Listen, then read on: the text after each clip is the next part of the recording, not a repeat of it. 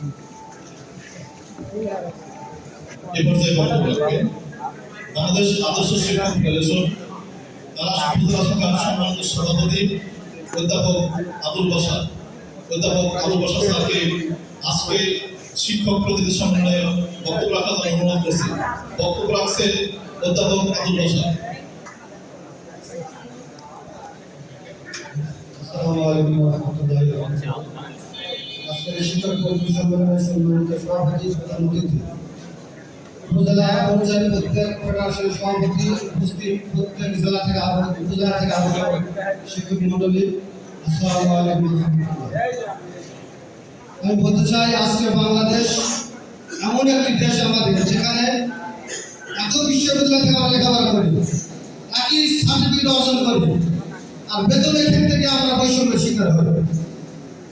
First class পেয়ে সে ছাত্ররা যখন কলেজে পড়ে, বেসরকারি কলেজে, অথচ সেকেন্ড ক্লাস পেয়ে যখন একটা কলেজের হাই স্কুলে চাকরি করে, অথচ হাই স্কুলের শিক্ষকের চাইতে সরকারের বেসরকারি কলেজের শিক্ষকের বেতন সবচেয়ে নিচে। এইভাবে প্রত্যেকটা ক্ষেত্রে আমার জানা মতে আমাদের পার্শ্ব দেশ নেপালে একজন হাই স্কুলের শিক্ষক নিয়োগ পাওয়ার সাথে তার ৫৩,০০০ টাকা বেতন পান।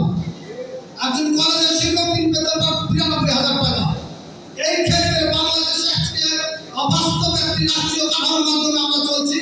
এই কাঠামোকে পরিবর্তন করে আমাদেরকে আগামী দিনে যেন আদর্শ শিক্ষক ফেডারেশনের আন্দোলনের মাধ্যমে একটি বৈষম্যহীন, যে বৈষম্যের পরিচয় আজকে ২০২৪ সালে আমরা পেলাম, কিন্তু আজ থেকে ১৫০০ বছর আগে প্রিয়নবী মুহাম্মদ রাসূলুল্লাহ সাল্লাল্লাহু আলাইহি ওয়াসাল্লাম ওই সীমানার মাধ্যমে একটা আদর্শহীন সমাজ প্রতিষ্ঠা করেছিলেন, একটি বৈষম্যহীন সমাজ প্রতিষ্ঠা করেছিলেন।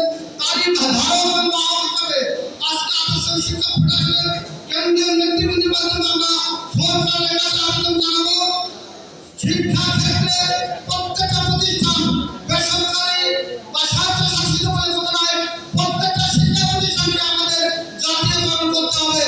আজকে আমরা ফেডারেশনকে আবেদন করবো, আজকে আমাদের প্রাইমারি শিক্ষক আছে, অথচ তাদের মাঝ থেকে আছে বেসরকারি প্রাইমারি শিক্ষক আছে, তারা আমাদের কোনো ফেডারেশনে অন্তর্ভুক্ত নয়, তারা সরকারি কোনো অন্তর্ভুক্ত নয়। আমি আবেদন জানাবো তাদেরকে, যারা বেসরকারি শিক্ষক প্রতিষ্ঠান রয়েছে, প্রাইমারি শিক্ষক একটা আদর্শ শিক্ষক প্রতিষ্ঠান হিসেবে তাদেরকে একটা সমিতির অন্তর্ভুক্ত করার জন্য সর্বশেষ আমি বলতে চাই, আসুন আগামী দিনে যে কোনো প্রতিষ্ঠানে যে কোনো আন্দোলন সংগ্রামে আমরা শিক্ষকরা আগামী দিনের ভবিষ্যৎ, আমরা যদি সরকারের কাছে আবেদন করবো, আমাদের বৈষম্য যদি নির্মূল না করা হয়, আমরা জাতীয় পর্যায়ে নির্বাচনে কাজ করি, নির্বাচনে যে ভূমিকা রাখি, আমরা নির্বাচনের দায়িত্ব দরকার হলে আমরা বিরত থাকবো। এই আবেদনের মাধ্যমে আমরা যেন জাতীয় পর্যায়ে এই আহ্বান জানিয়ে আমি আমার কথা শেষ করছি।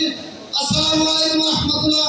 আদর্শ শিক্ষক ফেডারেশন জেনারেল আদর্শ শিক্ষক কারা সরকার পক্ষ থেকে সকলকে ধন্যবাদ। আসসালামু আলাইকুম ওয়া রাহমাতুল্লাহ।